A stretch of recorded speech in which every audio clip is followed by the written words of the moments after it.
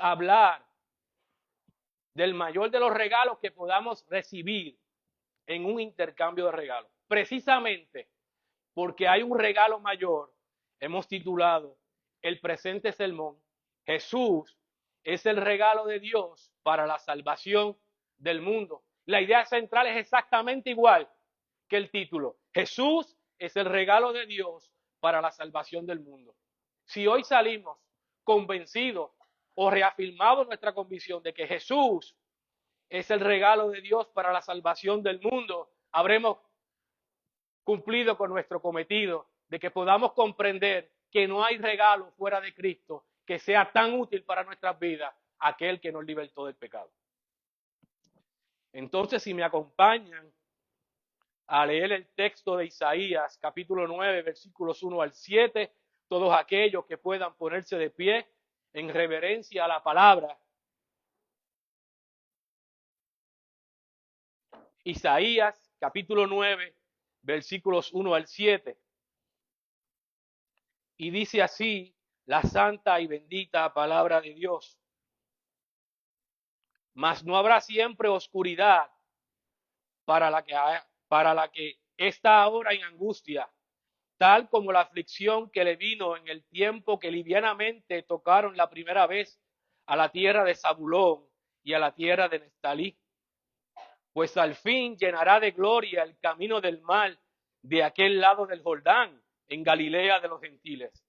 El pueblo que andaba en tinieblas vio gran luz. Los que moraban en tierra de sombra de muerte, luz resplandeció sobre ellos. Multiplicaste la gente y aumentaste la alegría. Se alegrarán delante de ti como se alegran en la siega, como se gozan cuando reparten despojos, porque tú quebraste su pesado yugo y la vara de su hombro y el cetro de su opresor como en el día de Madián. Porque todo calzado que lleva el guerrero en el tumulto de la batalla y todo manto revolcado en sangre serán quemados, pasto del fuego. Y he aquí el versículo más importante, porque un niño nos es nacido, hijo nos es dado, y el principado sobre su hombro, y se llamará su nombre admirable, consejero, Dios fuerte, Padre eterno, príncipe de paz. Lo dilatado de su imperio y la paz no tendrán límite sobre el trono de David y sobre su reino, disponiéndolo y confirmándolo en juicio y en justicia desde ahora y para siempre.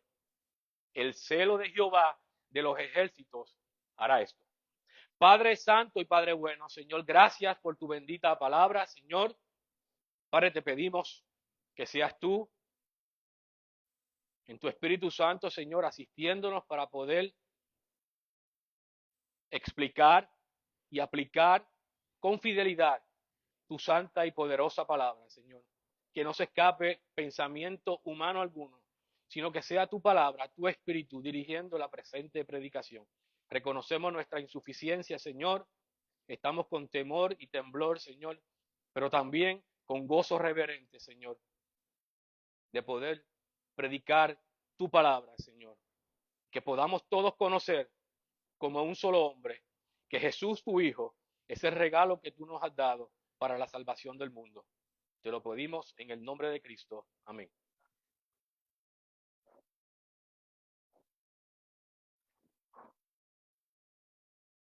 Nosotros, a través de la predicación del Evangelio de Juan, hemos conocido la abierta oposición y la oposición del mundo hacia Jesús. El mundo ha intentado negar el Jesús histórico. El nacimiento de Jesús marca un evento decisivo en la historia de la humanidad. Dios, a pesar de la oposición del mundo para con Cristo, Dios se ha encargado de que la historia humana se divida en dos grandes épocas, antes de Cristo y después de Cristo. El mundo no ha podido desligar a Jesús de la historia humana. Dios se ha encargado de perpetuar el nombre de Cristo y de dividir la historia antes del nacimiento de Cristo y después del nacimiento de Cristo. Como se ha dicho, cuando nació era el hijo terrenal del Padre Celestial, era el hijo celestial de su madre terrenal. Nació como un niño en la tierra y sin embargo era coeterno con el Padre que está en los cielos. Al nacer, ya éste preexistía a su madre terrenal. Nació en el tiempo como un bebé, pero habita fuera del tiempo. Nació verdaderamente hombre, pero no pecó jamás. Por eso ese niño es nuestro Dios encarnado. Ese es el Hijo que nos es regalado. Ese niño que hemos recibido como regalo es el eterno Hijo de Dios. La ley, los salmos, los profetas lo proclamaron. En el nacimiento, los ángeles lo anunciaron con noticias de gran gozo. Una multitud de ángeles alabaron y decían: gloria a Dios en las alturas y en la tierra paz a los hombres. Los pastores glorificaron a Dios, los apóstoles lo predicaron, la iglesia primitiva lo confesó en medio de grandes persecuciones y los reformadores lo vieron como la máxima revelación de Dios. La pregunta entonces, la primera pregunta de este sermón es: ¿qué haces tú ante la noticia de que Dios se encarnó, de que murió en una cruz para salvar a pecadores como tú y como yo, que resucitó al tercer día, que ascendió a los cielos, que está a la diestra del Padre y que prometió que algún día vendrá por la iglesia? ¿Qué haces tú ante esa noticia? Los ángeles lo proclamaron. Cristo no murió por los ángeles, murió por ti. ¿Qué haces tú con esa noticia de que Cristo se ha hecho hombre en amor por ti y por mí? Entonces, ¿cómo podemos pasar muy rápidamente de lo que predicó el hermano Javier el pasado domingo, que estuvo predicando Génesis 3:15? ¿Cómo llegamos a Isaías? ¿Cómo llegamos a Isaías? ¿Cómo el Señor continuó desarrollando la profecía de que alguien habría de venir que sea de la simiente de Eva, que sería finalmente el que nos liberaría de las consecuencias del pecado? El pasado domingo Javier nos mostró la primera profecía, que el Mesías descendería de Eva, que sería un varón y aplastaría la cabeza de la serpiente. Génesis 3:15. El Mesías sería descendente de Abraham y bendecirá a todas las naciones. Génesis 12:2. El Mesías sería del linaje de Judá y que también sería rey. Génesis 49:8-10. El Mesías sería profeta. Deuteronomio 18:18. El Mesías vendría del tronco de David. Segunda de Samuel, capítulo 7, versículo 12. El Mesías también sería el Hijo eterno de Dios. Salmo 2:7. El Mesías moriría y resucitaría. Salmo 16:10. El Mesías sería desamparado por su Padre. Salmo 22:1. El Mesías sería el Señor de David. Salmo 110, versículo 1. El Mesías también sería sacerdote. Salmo 110:4. El Mesías sería rechazado por el pueblo. Salmo 118, versículo 22. Y la última profecía antes de Isaías 9 sería que el Mesías nacería de una virgen. Isaías 7, versículo 14. Es así entonces como llegamos a Isaías 9, versículos 1 al 7. Me gustaría dar un poco de contexto. En las Navidades se acostumbra a predicar Isaías 9:6, pero ¿qué tal si ofrecemos un poco de contexto? ¿Cuál fue el contexto histórico y literario que utilizó el Señor para dar este anuncio profético? Esta profecía, como ustedes saben, se dio aproximadamente un poco más de 700 años antes del nacimiento de Cristo. Isaías está mirando al futuro profético y nos habla en pasado. No sé si lo vieron. No ha sucedido aún, pero Isaías dijo: nos es nacido, hijo nos es dado. Isaías habla en pasado mirando al futuro profético. Y esto nos debe recordar y nos debe traer a la memoria las palabras de Balán a Balac, recogidas en Números 23. Y este dijo: Dios no es hombre para que mienta, ni hijo de hombre para que se arrepienta. Él dijo, y no lo hará. Habló, y no lo ejecutará. Podemos decir entonces, mirando la profecía de Isaías, mirando al futuro y hablando en pasado, podemos decir con absoluta certeza y con profunda convicción teológica de que lo que Dios ha dicho, Dios ha hecho. Dios no es hombre para que mienta, ni hijo de hombre para que se arrepienta. El ministerio de Isaías se desarrolló luego de la división de la monarquía en Israel. Quedó el reino del norte con 10 tribus y su capital en Samaria, y quedó el reino del sur, Benjamín y Judá, con la capital en Jerusalén.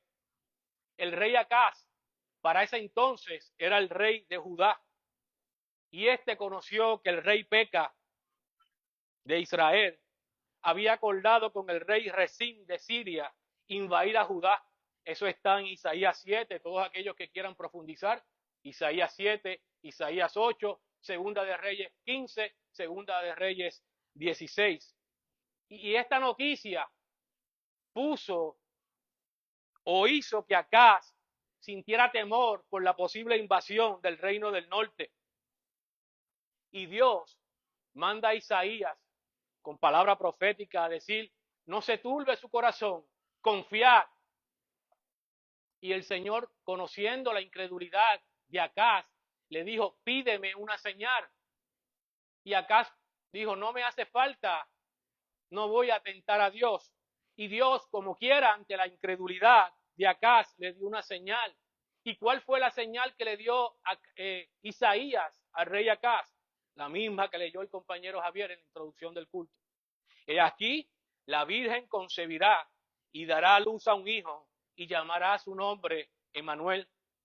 Acaz rechazó el consejo de Dios, desconfió del poder de Dios porque confiaba más en el poder y la protección que el imperio asirio podía darle. Para que tengamos una idea geográfica de cuánta tierra ocupaba el imperio de Asiria, si miramos un mapa hoy, la extensión territorial de Asiria sería lo que hoy es Irak, Siria, Palestina, Israel, Jordania, Líbano, Turquía, Irán, Arabia Saudita, Egipto, Kuwait, Chipre, Armenia, Azerbaiyán y Georgia. Así de grande era el imperio de Asiria. Y Acaz depositó su imperio, su confianza en el imperio de Asiria, y se olvidó que todo el mundo le pertenece a Dios, no solamente el imperio de Asiria.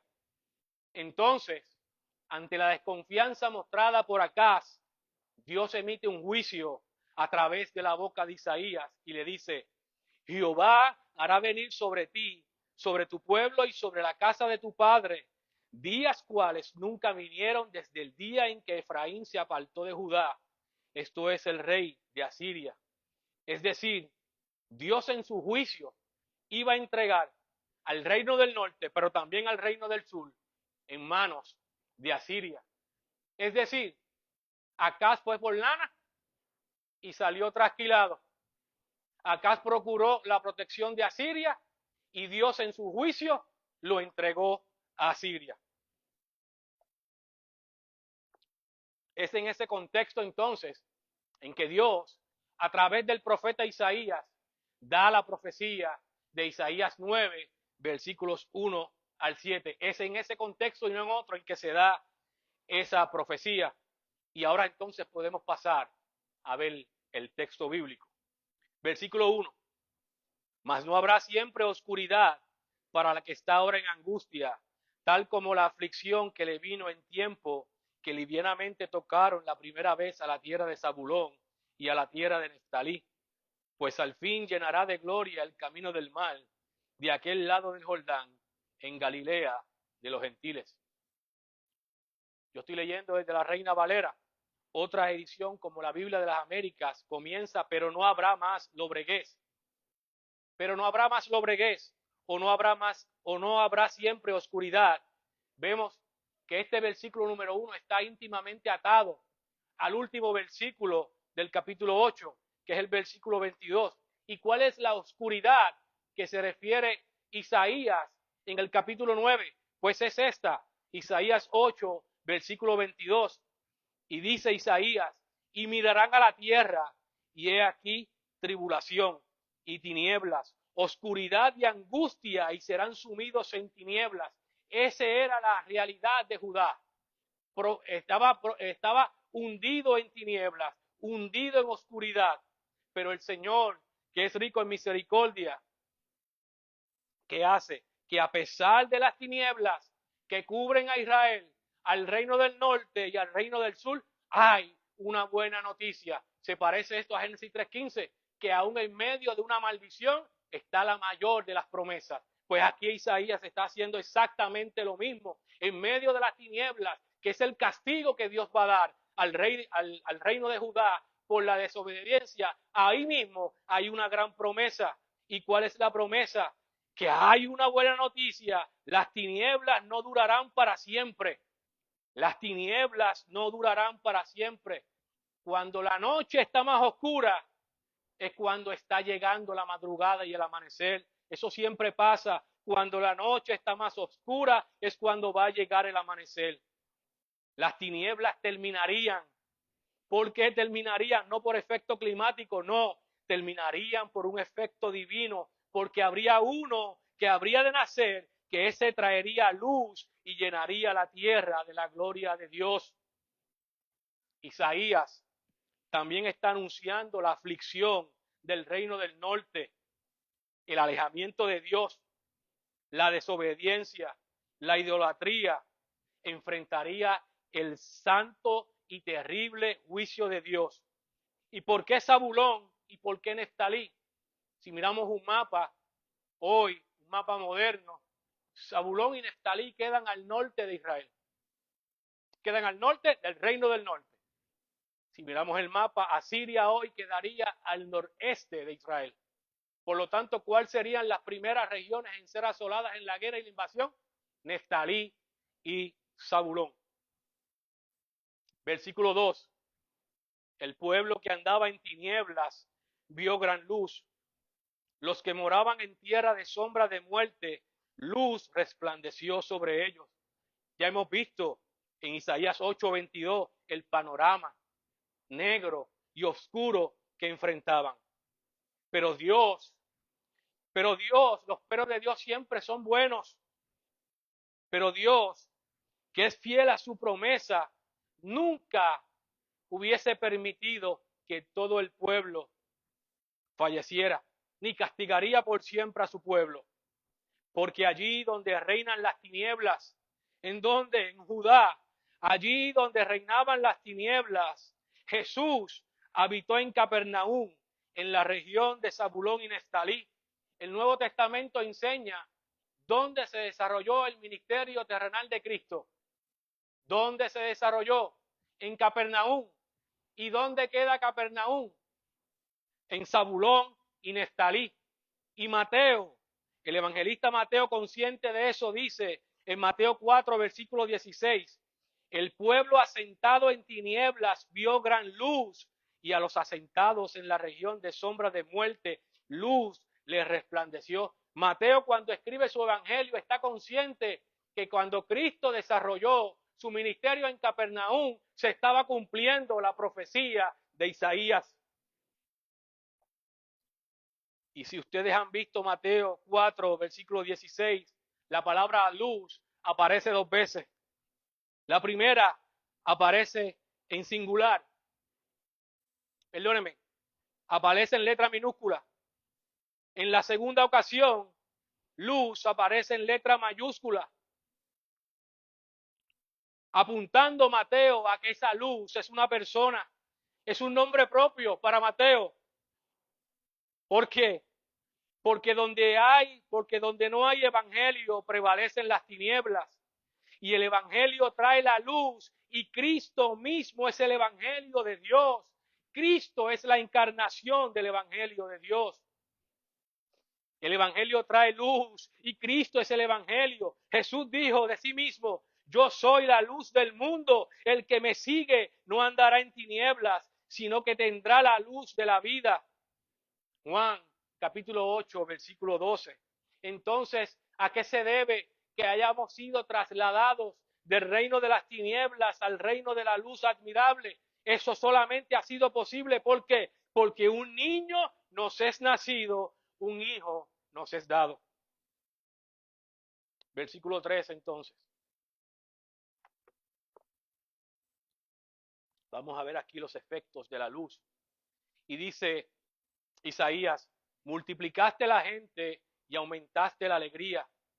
Se alegrarán delante de ti como se alegran en la siega, como se gozan cuando reparten despojos.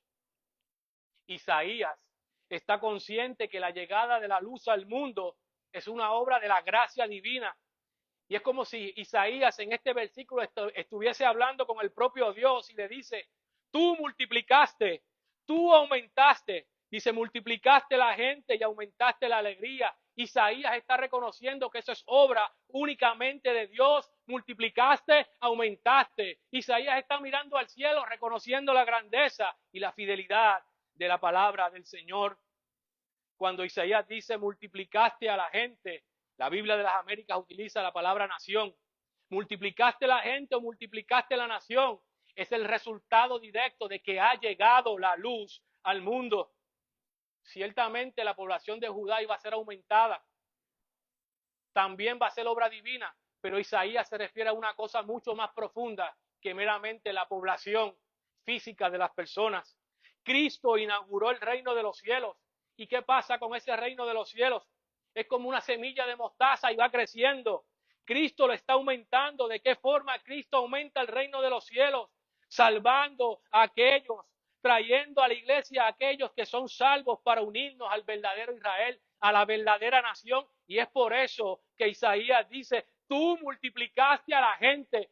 Dios está aumentando la nación santa de Israel, que es el verdadero Israel, que somos los que componemos la iglesia. Y entonces, cuando el pueblo ve que va a comenzar a aumentar la verdadera nación, esto trae alegría a los corazones de las personas. Esta alegría se debe a que han visto y han recibido la luz de la salvación. Los que hemos sido salvos nos gozamos en la presencia de Dios. Miren cómo lo dice Isaías: se alegrarán delante de ti como se alegran en la siega. Isaías está utilizando un concepto agrícola. El agricultor no le causa mayor placer a un agricultor que sembrar con mucho sacrificio y esperar con paciencia los primeros frutos. Isaías compara la llegada de la luz cuando el agricultor pasa por la siega. Es una felicidad que no podemos comprender, pero lo que la hemos experimentado sabemos que existe. Aquellos que han sido salvos se gozan en la presencia de Dios. Y el Dios encarnado en ese momento, ¿qué hacía? Habitaba entre ellos. Ellos vieron su gloria. ¿Gloria como? Como la del unigénito Hijo del Padre. La salvación de Dios en Cristo inunda de gozo el corazón del hombre. Pero cabe preguntarnos: ¿la alegría será para todos? ¿Todos estarán alegres porque la luz llegó al mundo? Muchas iglesias hoy deben estar predicando que la alegría es para todos. Muchas iglesias van a estar predicando que hoy todos somos hijos de Dios. ¿Realmente eso enseña la Biblia? La alegría entonces estará limitada para aquellos quienes, para los que recibieron la luz. La Biblia enseña que muchos serán los llamados, pero pocos los escogidos. Mateo 22, versículo 14. Juan relata sobre Cristo: a los suyos vino y los suyos no le recibieron. Juan 1:11. Mas a todos los que le recibieron, a los que creen en su nombre, a estos les dio potestad de ser hechos hijos de Dios. Juan 1:12.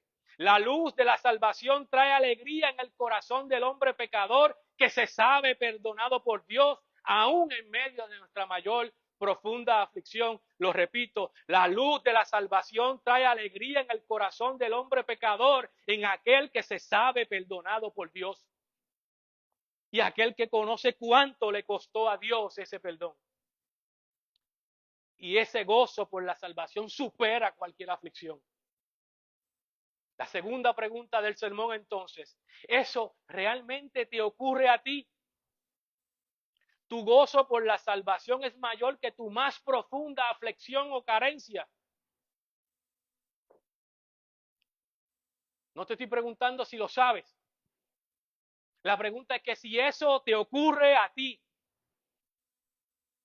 o las aflicciones o los afanes de esta vida quitan la mirada de la cruz del Calvario. No tenemos que contestarla. Son preguntas para ir reflexionándolas mientras se desarrolla la predicación. Cuarto versículo. Porque tú quebraste su pesado yugo y la vara de su hombro y el cetro de su opresor, como en el día de Madián. El profeta reconoce que más allá de Asiria y la aflicción que trae consigo la invasión de Asiria, hay un yugo mucho más pesado que Asiria. Hay un yugo mucho más opresor que Asiria. Y ya nosotros conocemos el canon bíblico, mucho mayor que Babilonia y mucho mayor que Roma. Porque el verdadero yugo de Judá no eran los asirios. El verdadero yugo y el opresor de Asiria de Judá no eran los asirios. El pecado es el verdadero y más grande opresor de Israel y de la humanidad. Porque el pecado esclaviza y oprime. Jesús le dijo a los judíos, aquellos que vivían orgullosos de ser descendientes en la carne de su padre Abraham, le dijo, aquel que hace pecado, esclavo es del pecado. Juan 8:34. Pero esa luz que vino al mundo para quebrar ese pesado yugo, también dijo, si el Hijo os libertare, seréis verdaderamente libres. Juan 8:36. Escúchame bien, la religión, tus obras, tu moralidad, tu inteligencia, tu percepción de autojusticia, lejos de liberarte, te esclavizan aún más. Te esclavizan a una búsqueda inútil de tu salvación y al rechazo del sacrificio de Cristo. Tú eres incapaz de salvarte a ti mismo. Solo Cristo tiene el poder de liberarte de la ley, del pecado, de la muerte y de Satanás. La salvación del hombre es una obra absolutamente de Dios. De igual forma que la batalla de Madián no fue la victoria de Gedeón, la liberación del pecado tampoco es una obra humana. En Madián, el verdadero vencedor, ¿quién fue? Dios, que derrotó a los madianitas con un ejército diezmado para que solamente Dios se lleve la gloria. De igual forma que en Madián el vencedor fue Dios. En la cruz del Calvario el vencedor fue el Dios encarnado al vencer un enemigo mucho más grande y poderoso que los madianitas. Derrotó allí el pecado y a Satanás. Gloria a Dios por Cristo. Pasamos al versículo 5. Porque todo calzado que lleva el guerrero en el tumulto de la batalla y todo manto revolcado en sangre serán quemados, pasto del fuego. Ya no hay lucha por la salvación, hermanos. Ya no hay batalla por la salvación. Ya la lucha fue peleada por Cristo. La victoria sobre Satanás fue ejecutada. Ya no hay necesidad de obras inútiles para alcanzar la salvación. Solamente Dios en Cristo nos salva. Isaías, fíjense en que hace una descripción de la guerra, demostrando que nuestros esfuerzos para la salvación son innecesarios porque Cristo nos hace descansar en su segura salvación. ¿Cómo lo dice Isaías? Porque todo el calzado que lleva el guerrero en el tumulto de la batalla y todo manto revolcado en sangre serán quemados pastos en el fuego. No hay necesidad de equipamiento militar, ya no hay necesidad de pelear la salvación. Cristo peleó la salvación por nosotros, la peleó en la cruz del Calvario y la ganó. Por eso Cristo, consciente de esto, dijo: venid a mí todos los que estáis trabajados y cargados, y yo los haré descansar. No hay que pelear la salvación, en Cristo la salvación es segura y Él nos hace descansar. Eso no significa que no estemos en lucha hoy.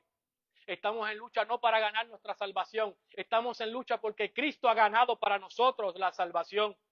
Y ahora entonces nuestro esfuerzo es en la gracia. ¿Para qué? Para ser soldados de Jesucristo, como le dice Pablo a su gran discípulo Timoteo. Y también ahora estamos en guerra para participar en las buenas obras que Cristo preparó de antemano para que anduviésemos en ellas. Isaías, cuando dice descarten todo ese equipamiento militar, Isaías está apuntando que las armas que vamos a utilizar ahora ya no son carnales, ya no son físicas. Las armas que vamos a utilizar para dar la buena batalla de la fe son las armas espirituales que la da la gracia del Señor. Por eso Pablo, consciente de eso, te dice: agarra la armadura de Dios, la coraza de la justicia, vístete con los calzados calza los pies con el evangelio, usa el escudo de la fe, el yelmo de la salvación, la espada del Espíritu, que es la palabra de Dios. Esas son las armas para pelear la buena batalla de la fe, y la peleamos porque ya hemos sido salvos en Cristo. No peleamos la batalla para ganar a Dios. Cristo ganó nuestra salvación. Está consciente de eso. Descansa en la salvación que te ha dado Cristo. Y si hoy tú estás aquí y estás sin Cristo, si tú quieres sentir el descanso de la salvación, ven a Cristo y ven ahora.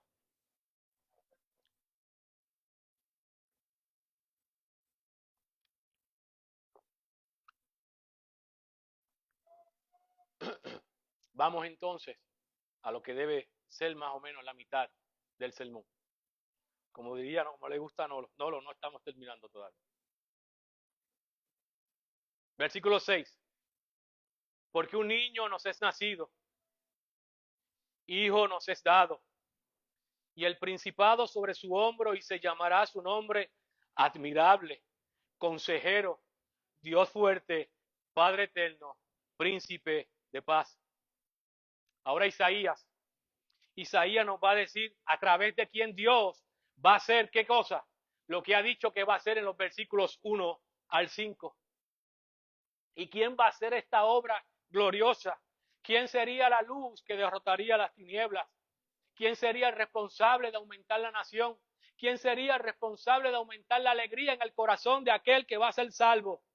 Pues la contestación la había dado ya Isaías en el 7:14. El Emanuel, aquel que nacería de una virgen, sería el responsable de esta obra divina. Pero ahora Isaías nos va a dar las credenciales de este que habría de nacer de una virgen. Y nos dice: un niño nos es nacido, hijo nos es dado. Isaías comienza con un niño nos es nacido, hijo nos es dado. El que un niño nos es nacido nos está diciendo que vendrá en carne. Este será verdaderamente hombre y vendrá como un bebé al mundo. Este niño, siendo el Hijo de Dios, siendo el Dios de la eternidad, no nacería en la Roma imperial, tampoco en la Grecia intelectual, ni en la religiosa Jerusalén, sino que este niño nacería ¿dónde? En la menospreciada Belén. El profeta Miqueas lo anticipa de la siguiente manera: pero tú, Belén Efrata, pequeña para estar entre las familias de Judá, de ti me saldrá el que será Señor en Israel. Miqueas 5, versículo 2. Pero no conforme con esto, él tenía que ser pobre. Él tenía que hacerse pobre por amor a nosotros. Ya sabemos por qué nació en Belén. Pero como vimos allá arriba ahorita, no solamente nació en Belén, nació en un establo. Cabe preguntarnos entonces por qué Dios escogió que el Rey de Reyes y el Señor de Señores naciera en un establo. Como vimos allá arriba, en el establo se paseaban entre ellos los corderos.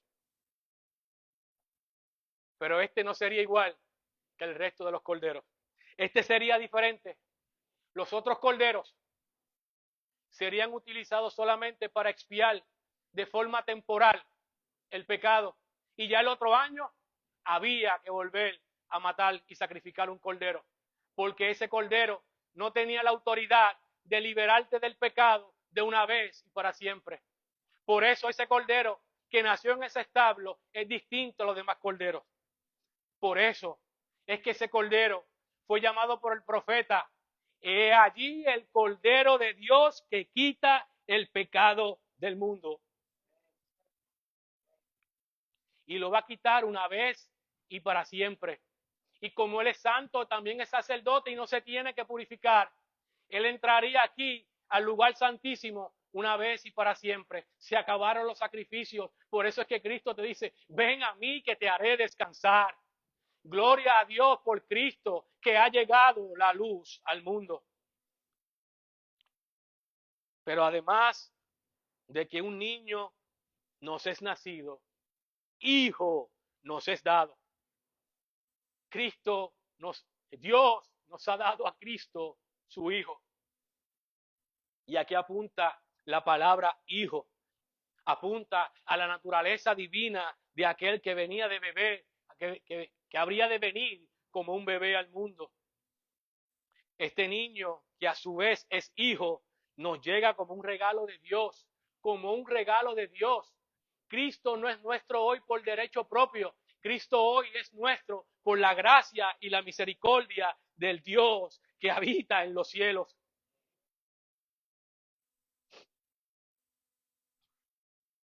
Es el regalo más grande que podamos recibir. Cristo entonces es nuestra más valiosa posesión. Ese niño, que también es hijo, es descrito en el Evangelio de Juan de la siguiente manera. Juan abre su Evangelio de una forma gloriosa. Al principio era el Verbo, y el Verbo estaba con Dios, y el Verbo era Dios.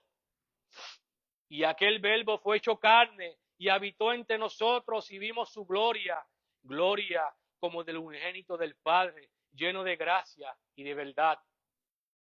Jesús entonces es lo que dice el título del presente sermón. Jesús es entonces el regalo de Dios para la salvación del mundo. Juan también lo ha dicho: de tal manera amó Dios al mundo que ha dado a su Hijo unigénito, para que todo aquel que en él crea no se pierda, mas tenga vida eterna. Este vendría al mundo a través de un nacimiento virginal por la obra del Espíritu. Tenía que ser así y no de otra manera. Este niño, a pesar de que sería verdaderamente hombre, no podía pecar para poder ser nuestro gran Salvador. ¿Y cuándo vendría? ¿Qué día específico vendría? La Escritura no ofrece estos detalles, pero sí la Escritura nos dice cuándo. Cuando vino el cumplimiento del tiempo, Dios envió a su Hijo, nacido de mujer y nacido bajo la ley, para que redimiese a los que estaban bajo la ley, a fin de que recibiésemos la adopción como hijos. Gálatas 4, versículo 4 al 5. Nos dice también Isaías que el principado estará sobre su hombro. Este niño es el soberano de todo el mundo. Ese que vino como bebé es el soberano de todo el mundo. Siendo bebé era el soberano del mundo. Aquel que nació en un establo es el Rey de Reyes y Señor de Señores. Ese niño es soberano sobre todas las cosas. ¿Y qué hizo? En obediencia al Padre y en amor a los pecadores como tú y como yo. Miren lo que hizo ese niño. Cambió la gloria de los cielos por la pobreza terrenal ejemplificada en el pesebre. Cambió la adoración de serafines que le decían santo, santo, santo, por el rechazo de pecadores como tú y como yo. Ese niño cambió su trono celestial por una cruz en la que se hizo maldición. Ese fue el cambio que hizo Dios al decidir encarnarse en la figura de su Hijo, en la persona de su Hijo. Pero este niño fue creciendo, no se quedó bebé. El niño creció y ya a los 12 años tenía plena conciencia de que tenía que estar presente en los negocios del Padre. Recuerdan el texto en Lucas. ¿Y cuál era el negocio principal del Padre? No era otro, sino entregar en la cruz del Calvario a su propio Hijo. Y a los 12 años ya este niño tenía plena conciencia de que su destino era la cruz del Calvario, porque lo vimos el domingo pasado. Este niño llegó al mundo para morir. La misión de Cristo era morir.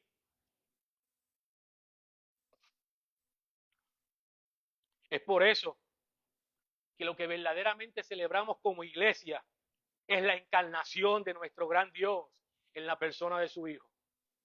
Nuestro enfoque no es en el pesebre, sino en la cruz. ¿Por qué? Porque el pesebre no confronta a nadie.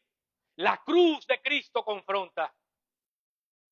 El bebé no habla. El bebé no podía hablar, nació como un bebé. Pero el adulto, cuando creció ese niño, le dijo a los religiosos hipócritas, sepulcros blanqueados e hijos del diablo. Ese sí que confronta. Como dice Matthew Henry, ese niño que nos es nacido es el fundamento de nuestra esperanza. Aquel que creció en edad, en estatura, en sabiduría, confrontó al hombre con su pecado. El mundo hoy está celebrando el pesebre. La iglesia debe predicar la cruz de Cristo.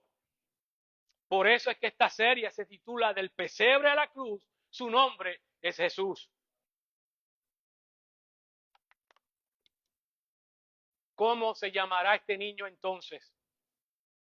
La Biblia enseña, especialmente el Antiguo Testamento enseña, que hay una correlación entre el nombre y la misión de la persona.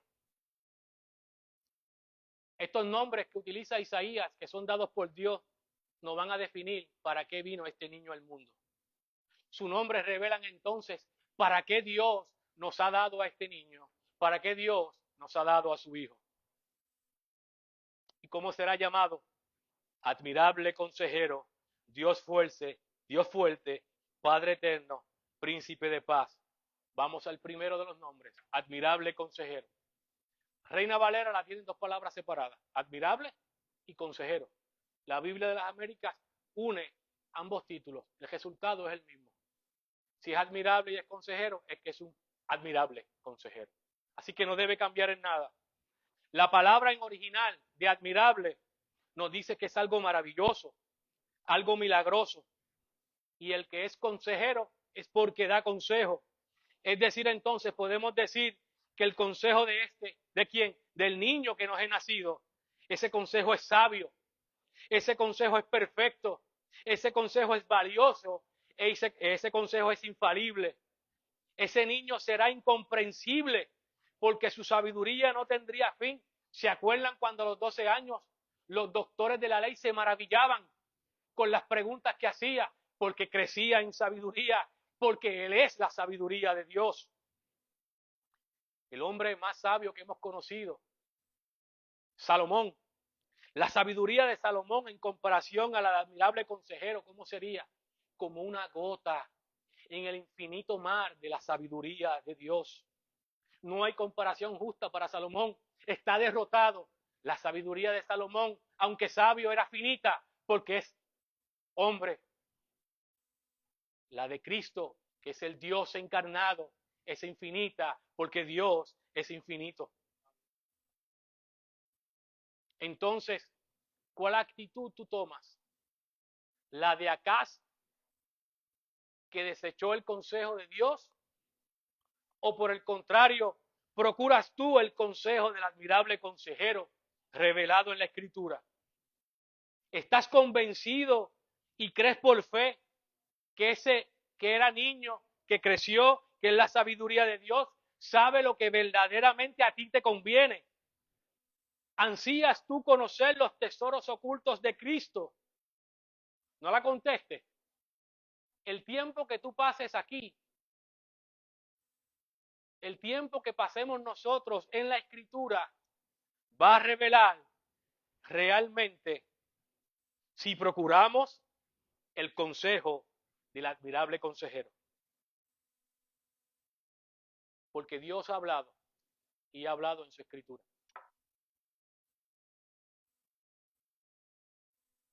Pero este niño no es solamente soberano, no solo tiene sabiduría infinita, sino también tiene el poder y tiene la fuerza para implementar el plan de Dios. Por eso Él también es nuestro Dios fuerte.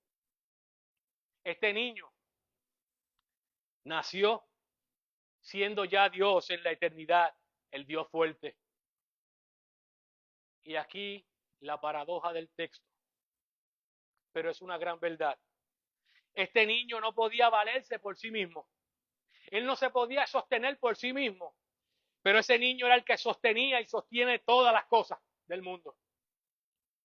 Las seguía sosteniendo cuando sus manos fueron clavadas en la cruz del Calvario y ocultas en la tumba. Seguía sosteniendo el mundo. Este niño que no podía alimentarse a sí mismo y dependía del pecho de María para poder alimentarse, era nuestro pan de vida que quita el hambre y la sed para siempre. Físicamente Él no se puede alimentar, pero espiritualmente te alimenta todos los días porque Él es el pan de vida. Él fue formado en el vientre de una mujer que Él mismo formó. Suficiente acto de humillación, nacer de alguien que Él mismo formó. El primer acto de humillación de Dios no es aquí. El primer acto de humillación de Dios es decidir meterse en la barriga de alguien que Él mismo formó, que también es pecadora.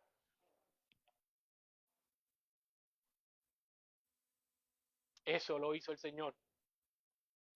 Por eso Él es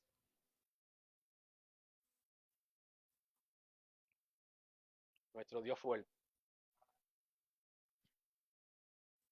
Él tenía que ser Dios para tener el poder y la autoridad para salvarnos del pecado, de nuestra culpa y de nuestra transgresión. De Él es todo el poder. Pero su humillación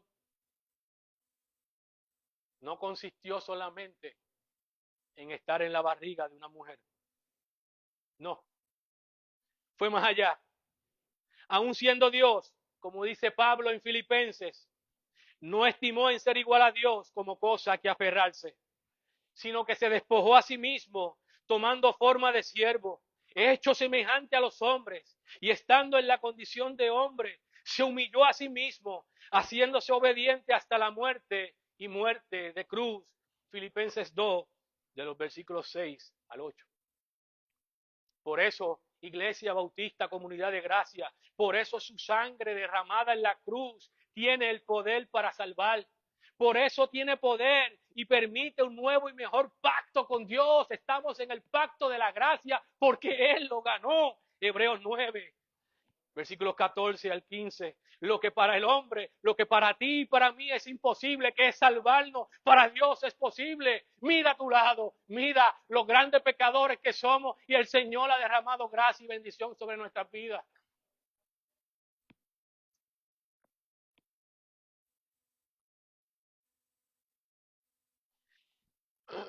Solo el Dios poderoso y lleno de gracia pudo haber salvado a un gran y miserable pecador como este predicador. Él tiene el poder de cargar mi pecado y pagarlo como mi sustituto en la cruz del Calvario. Y lo hizo porque me ama. Él me ama como un padre ama a su hijo. Por eso Él es también nuestro Padre eterno. Él es nuestro Padre eterno. Su amor lo llevó a la cruz del Calvario por ti y por mí.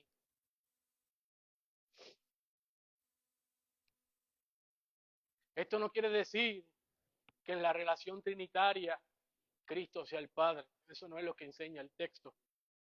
Afirmar eso sería una herejía. No es a eso a lo que apunta Isaías.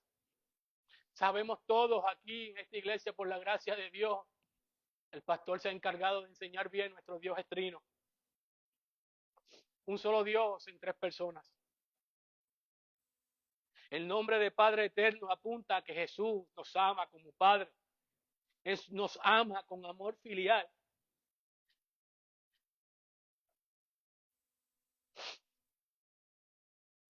Él es nuestro cuidador.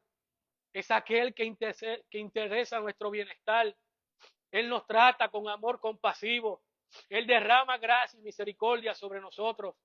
Él ha dicho que estará con nosotros todos los días hasta el fin del mundo. Mateo 28:20. Pero Él no va a dejar las cosas allí. Él no es Padre hasta el fin del mundo. Él no va a dejar las cosas allí. Porque Él es nuestro Padre eterno. También lo seguirá siendo en la eternidad, donde le veremos tal como es. Él no solamente es soberano. Él no solamente es un admirable consejero. Él no solamente es un Dios fuerte. Él no solamente es el Padre eterno, sino que también es el único que puede hacer la paz entre Dios y el hombre. Por eso Él es también el príncipe de paz. El título príncipe implica la naturaleza real de Cristo. Este niño reina por encima de todos. Él es el príncipe que quita las espadas de fuego que fueron colocadas y separan a Dios del hombre. Cuando Adán y Eva cayeron, pusieron espadas de fuego y desde entonces estamos separados de la gloria de Dios. Pero Él quitó las espadas para aquellos que se arrepienten de sus pecados y depositan su fe en Cristo Jesús. Su sangre nos reconcilia con Dios. El apóstol Pablo lo dice de la siguiente manera: justificados, pues por la fe tenemos paz para con Dios por medio de nuestro Señor Jesucristo. Romanos 5, versículo 1. Y esa paz que hace en nosotros trae alegría, trae tranquilidad a aquellos que responden con arrepentimiento y fe a la predicación del Evangelio. Solo aquellos que responden en arrepentimiento y fe podrán experimentar la verdadera paz en su corazón. Quien no tiene a Cristo podrá experimentar alegrías pasajeras, pero no tendrá paz jamás y nunca. Cristo es quien levanta la bandera blanca de la paz, teñida de su sangre, terminando la guerra entre Dios y el hombre. La sangre de Cristo satisfizo la ira del Padre para que el pecador arrepentido reciba gracia y misericordia. Cristo tragó la ira de Dios para que tú tragues gracia y misericordia. Por eso es que Jesús es quien único y verdaderamente trae paz. Nuestra paz entonces es un hombre y también este tiene nombre y su nombre es Jesús. Él es la paz que sobrepasa todo entendimiento. Filipenses 4:7. Último versículo, versículo 7. Lo dilatado de su imperio y la paz no tendrán límite. Sobre el trono de David y sobre su reino, disponiéndolo y confirmándolo en juicio y justicia desde ahora y para siempre, el celo de Jehová de los ejércitos hará esto. Isaías nos dice de forma clara y precisa que el imperio y la paz de Cristo no tendrán límites. Jesús nunca perderá su señorío. Jesús nunca perderá su señorío. Recuerden que todas las cosas le fueron entregadas a Él. Toda autoridad le ha sido dada a Él. El hijo de David, el verdadero y mayor hijo de David, gobernará ahora sobre la casa de David, porque Él es un mejor Adán, es un mejor Noé, es un mejor Abraham, es un mejor Moisés y es un mejor David. Todos ellos pecaron. Cristo no pecó jamás. Todos ellos fallaron. Cristo no fallará jamás. Cristo es perfecto. Él gobierna con justicia santa. Los hombres fallan, pero Dios es fiel. Dios nunca falla y nunca fallará, iglesia. Por eso Cristo reinará por siempre, por toda la eternidad. ¿Por qué? Porque el celo de Jehová lo hará. por la gloria del nombre de Dios, Dios lo hará. Nadie, ninguna cosa creada, frustrará los propósitos de Dios. No olvides que en la cruz del Calvario, iglesia, aquel que nos fue dado como niño, aquel hijo que nos fue dado, ya siendo hombre, aplastó la cabeza de la serpiente. Cristo ya ha vencido, Satanás ya perdió. El Apocalipsis revela que el dragón, que es la serpiente, que es el diablo, fue echado al lago de fuego. Porque el león de la tribu de Judá ha vencido. Muy rápidamente, ¿cómo podemos aplicar lo que hemos dicho hoy? Iglesia, todas las profecías de Cristo y su primera venida, todas fueron cumplidas. No hay una sola que no haya sido cumplida. Aquí hemos dado 11 o 12 en la mañana de hoy. Los que tengan la oportunidad de ver la teología sistemática de MacArthur, hay 120 profecías que las ha desglosado, versículo por versículo, y el por qué están cumplidas. Sin embargo, a pesar de que esta revelación estaba disponible cuando esa luz vino al mundo, y el grado de especificidad también estaba disponible, los judíos y los dirigentes religiosos no esperaban al Mesías, y cuando llegó, no le recibieron.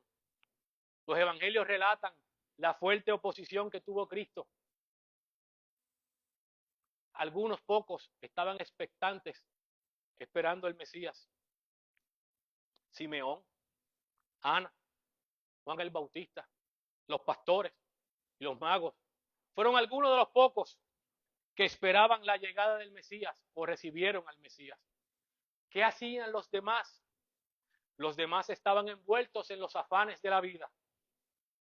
Estaban envueltos en la religión vacía que no salva a nadie. O estaban inmersos en la filosofía jugando al más intelectual. El cumplimiento de la profecía de la primera venida debe tener como efecto en ti, Iglesia Bautista, Comunidad de Gracia, aumentar tu valor y tu fe en la autoridad, en la veracidad, en la infalibilidad de la Escritura. La Escritura no falla. Todas las profecías fueron cumplidas. Y esa misma Escritura que anunció con fidelidad y con infalibilidad la primera venida, ha dicho que hay una segunda venida en gloria de ese Mesías. Tengamos entonces la actitud de Simeón, que esperaba la consolación de Israel y estaba expectante para cuando llegara aquel día de la salvación.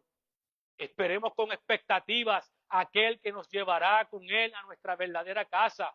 El hijo espera con ansias el regreso de su padre. Cuando usted es pequeño, usted quiere ver que su padre regresa por la tarde. Te pregunto entonces, ¿esperas tú con ansia el regreso de Cristo?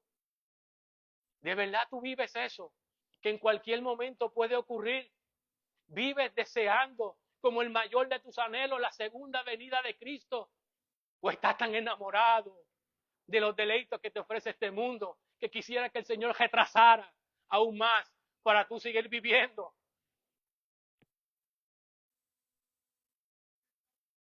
¿Deseas tú como un hijo el regreso de tu padre?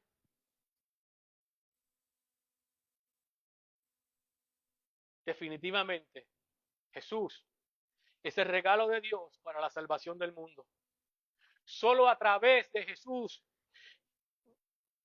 tenlo en la mente, solo a través de Jesús podemos obtener lo que no podemos obtener con nuestras obras y con nuestros recursos.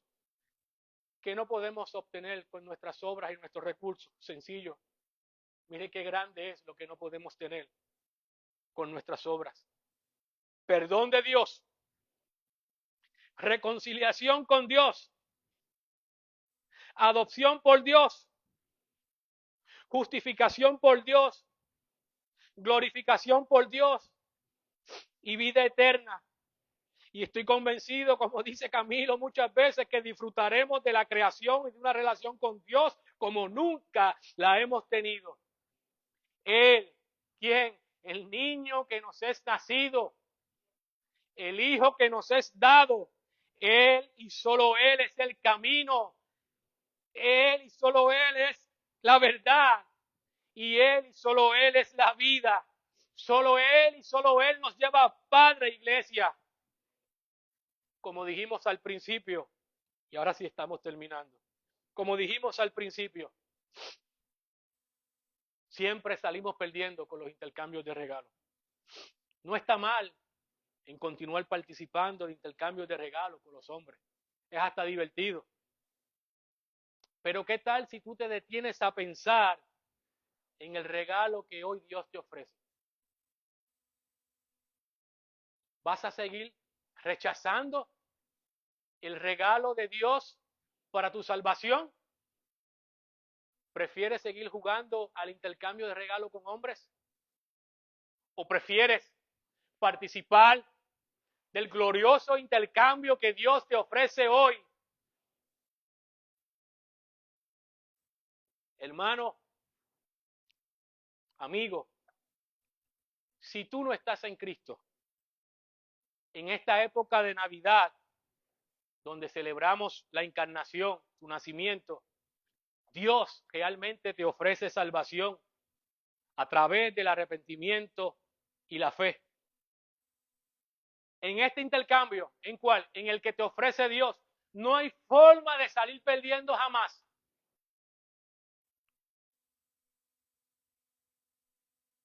Dios se encargó de quitar el papel de regalo. El regalo que Dios te ofrece no viene envuelto en papel. Dios le quitó el papel a Cristo, le quitó los lienzos que lo cubrían en la tumba. Él te lo ha presentado como resucitado y reinando con poder, para que tú no tengas excusa de qué me ofrece Dios. Dios le quitó el papel de regalo a Cristo y te lo ofrece tal y cual es, como un gran y glorioso Salvador que tiene el poder de arrancarte de las llamas del infierno. Ese es el regalo que Dios te ofrece. Jesús te ofrece cargar tu pecado y Él ofrece darle tu justicia, la justicia de Él. Él te quitará lo que a ti te sobra. ¿Y qué a ti te sobra? El pecado. Y te quitará lo que te separa de Dios. ¿Y qué te separa de Dios? El pecado. Y Él te ofrece algo que tú nunca podrás obtener por otros medios. Ser adoptado como hijo de Dios por una eternidad. Y este es el regalo de Dios para el mundo. Se encuentra en 2 de Corintios, capítulo 5, versículo 21. El versículo que recoge y resume con exactitud el evangelio de la gracia y de la paz de Cristo. Y es: al que no conoció pecado, por nosotros lo hizo pecado, para que nosotros fuésemos hechos justicia de Dios en él. ¿Y quién es este? ¿Y quién es este? ¿De quién habla 2 de Corintios capítulo 5, versículo 21? ¿Quién es ese niño que nos es nacido?